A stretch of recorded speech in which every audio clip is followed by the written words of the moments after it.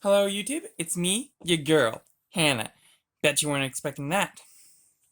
So, this video came about because Alan and I were talking about ways we could create more content for the channel, and we decided that since I'm the modeler of the two of us, that I would do basically a kit review of some of the models we unbox, so that you can get a more thorough understanding of what is in these boxes. And on today's video, I am going to be reviewing the new War Cradle Studios Dystopian Wars starter kit and comparing it to the old Spartan Games Operation Shadowhunter set, which we also unboxed on the channel. So I'm going to quickly just open these up off camera, and then we'll dig in. The way this is going to work is I'm going to basically give an initial impression based on just the sprue. Then I'm going to put a couple of the minis together and kind of give a more thorough verdict. I'm not going to give a full detailed, or I'm not going to give a number to the models. I am just going to kind of give my opinions and whether or not I think this is a worthwhile kit and a good kit to build, and whether it's going to be fun to paint and that kind of stuff.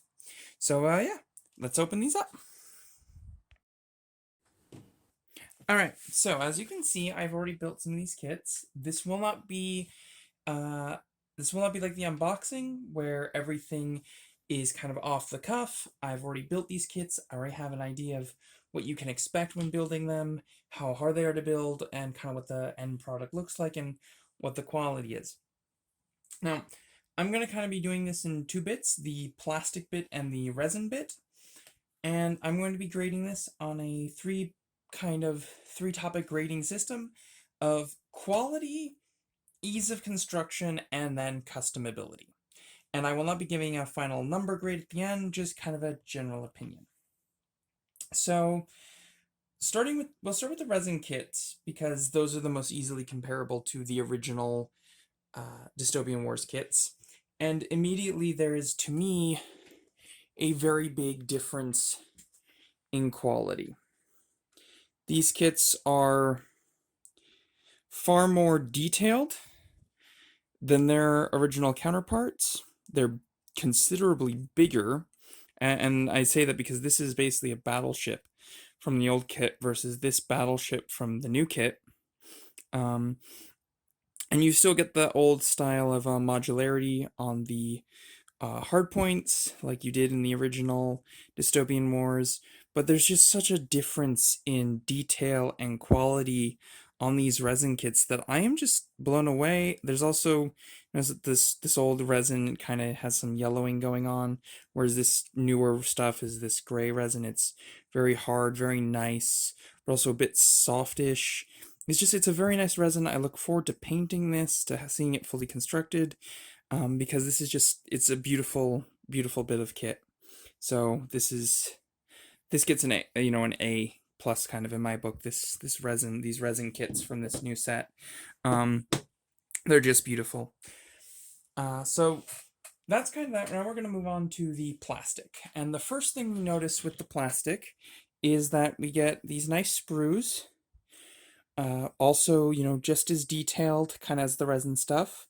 So beautiful quality on the molds. They're very nice. My one thing I have noticed in building them is the joins are a bit thick, so I had to do it. They don't like break off very easily, so I didn't need to use some clippers. You might want to use a hobby knife, but just be aware that you will probably need to do that, and you definitely will want some sandpaper. Some of the placement of the sprue connectors is on areas with some fine detail, mainly on these Russian battleships here. I don't think there's anything quite like that. There's a bit on the top of these Antarctican little frigates here and other places, so be aware of that. I highly recommend that you use a soft sandpaper. I used a very coarse sandpaper, and it did not go over well. But in terms of our sprue quality, it's very nice. You can just get a sense of how detailed the plastic is. It's a very nice, highly detailed plastic. A thick plastic too, which is nice, which means they're not going to break easily on the table if you drop on that, if you drop them suddenly, and that's very nice. So, a very nice plastic, very nice detail quality. So that kind of also gets kind of top marks in my book, just on in the quality sector. But then we kind of get into the bad side of this, because these are not easy kits to build. Well, I should kind of give a sort of warning, or sort of cliff note to that. Not cliff note, footnote to that, because these little ships, these little frigates here, these are very easy to build. This is literally just two pieces glued together down the middle with, you then take one of these little ball turret things, and that just goes in there like that, and you're done. And this turret is modular, you can swap it out, so you get some customization there. So these little frigates, and the same thing with these, actually, these you don't even get any customization, it's just this little fixed turret right there. But, very easy to build, very simple. It's these two parts here, this top little bit, and then this tower is two pieces put together that you then insert there. So these two little ships are easy to build. They're very nice. Again, you can see where my sandpapering did not go over well, but they're beautifully detailed. They're very nice. I like these little ships. These bigger ships, on the other hand, are where things kind of become problematic, because this one just fell apart, and this is, I'll kind of get as to why. These ships are made of a dozen pieces. This ship here is made of one piece here, two pieces actually, these parts here, this nose bit here, so these two bits are separate, these two parts, these two nose bits here are separate, and they glue onto this hull part here. Then these two parts are separate at the back here.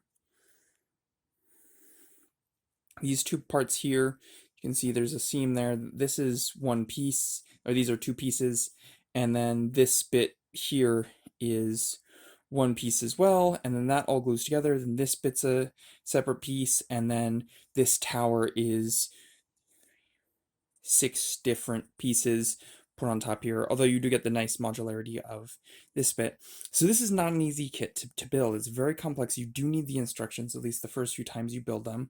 The instructions do not come in the box. They are available for free on their website, War Cradle's website. So if you just Google Hunt for Prometheus building instructions, you'll get both of them for the Antarctica and for Russia. So that's very nice.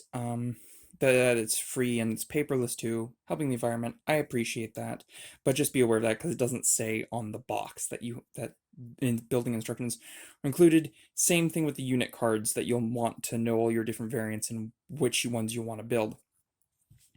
So in terms of ease of build, these are not the greatest kits, and there are some weird things with them. You can kind of see here, none of these parts have pins in them.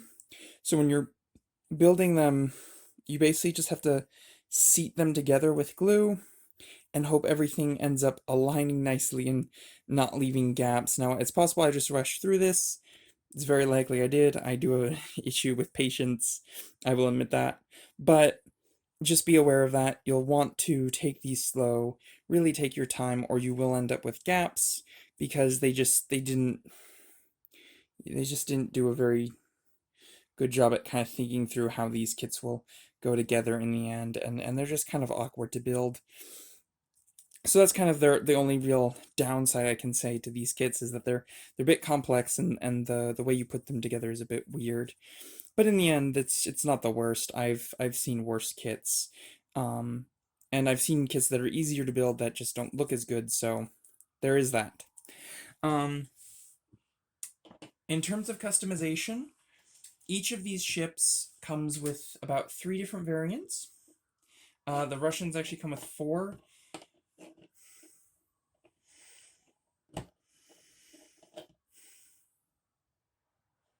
Sorry, I'm about to sneeze. All right. The Russians come with about 4 variants, and these variants use different hull pieces. You can kind of see I've used one of the, I accidentally used this deck piece from this sprue here, but you have one hull variant that uses this longer deck piece and some of and these longer front hull pieces here, and actually uses a different back end piece too, and that one lets you have like 2 turrets on it, you know, like 2 of these turrets and stuff. So you'll want to kind of think ahead. You'll look up the unit cards, kind of understand the game, and plan out which units you want to build ahead of time. That's not that unusual. That's pretty normal for most games. But the fact that once you've done that, once you've kind of picked out your variant, all the different specific weapons, your rocket launchers, your cannons, your all that kind of stuff is incredibly modular, and I appreciate that. Modularity and customization like that is something I always like to see in miniature games, especially because in this case none of it is really fixed in place, so you don't have to worry about that. The one instance where that isn't true is these Antarctican ships, and as you can see I haven't really finished this one because I haven't decided what variant I want to build it in yet. Now, this back piece, there are 2 different variants of this back end here. So this I think I could actually probably leave unglued, be able to just slip in here. The same kind of with this bit here, and that just seats on there, but those lack of joins, they really don't hold the pieces together well, even with super glue. Well, I didn't use super glue, but even with ultra thin cement, they do not hold well unless it's all kind of bolted together. So I haven't really decided what variant I want to build this in, because with the Antarctican ships, you get kind of one primary weapon, which on these kits, I'm gonna be honest, you won't really be able to magnetize unless you find some really, really tiny magnets and you drill some holes. But unless you do that, you won't really be able to magnetize that, so you'll have to really choose what main weapon you want on these ships. But then these secondary weapons here and here, those you'll get freedom of choice. But your main kind of primary ability, your primary weapon on these Antarctican ships will kind of be fixed. But other than that, you get lots of customization in your turrets and which models of ship you want to build, and all of the different models are included in these kits, so that's also very nice. And you get multiple ships with each kit as well, including outside of the starter set. You also, if you get a frontline squadron, you'll get 2 to 3 of these ships, so you'll be able to kind of pick and choose which ones you want. So in terms of customization, you get a lot there. You don't get a lot of bits, so you can't really do a lot of like unique designs, but on ships this small, that's not really too much of an issue, and you can always do some painting to make things stand out. But on ships this small, I don't really think bits are a necessity, and I think that the unique customization of your guns and stuff is enough, at least in my mind. So, for my final verdict on the Dystopian Wars Hunt for the Prometheus kit, I would say that this is one of the better kits I've put together in my time building model kits. I actually quite like it. I was really tempted to kind of give it a knock for the difficulty in building the kits, for the kind of poor fitting of pieces, but the truth is that I just can't get over how beautiful these ships look and how good the detail quality is on these ships. As somebody who got their start with with model making, not with miniature making, I find detail to be really, really important, and the more detailed the kit is, the more I love it, because it means I can get into more painting and have more fun there. So when a kit is this detailed, I can't really, and especially this detailed in this size, I can't really give it too many knocks. And so for the detail and for the customization you get, I say those definitely kind of outweigh the difficulty in building. Is this a kit for beginners to build? I don't think so, and I think if you are getting started, you might want to get someone who's more experienced to help you out, or start with a different kit altogether, something simpler, and kind of practice building kits with those, and then move on to these. Also, because of the loose fitting parts, I highly recommend using something like Tamiya extra thin cement over super glue, just because it'll kind of make putting everything together a much easier process. So that pretty much covers it. I'll see you on the next one. This is my first video, so like it if you liked it, dislike it if you disliked it, and yeah, I'll see you next time.